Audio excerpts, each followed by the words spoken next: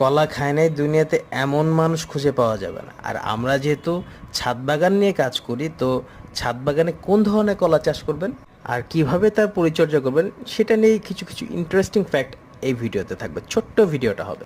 অবশ্যই কলা গাছের জন্য বড় টব অথবা হাফ ড্রাম দিবেন, এবং সাথে সাথে একটা জিনিস খেয়াল রাখবেন, কলা গাছে প্রচুর পরিমাণ পানি সেচ দিতে হবে এবং এর সাথে প্রচুর পরিমাণ রোদ প্রয়োজন। তো যেখানে আপনার রোদ পরে ছাদে, সেখানে অবশ্যই কলা গাছ লাগাতে পারবেন।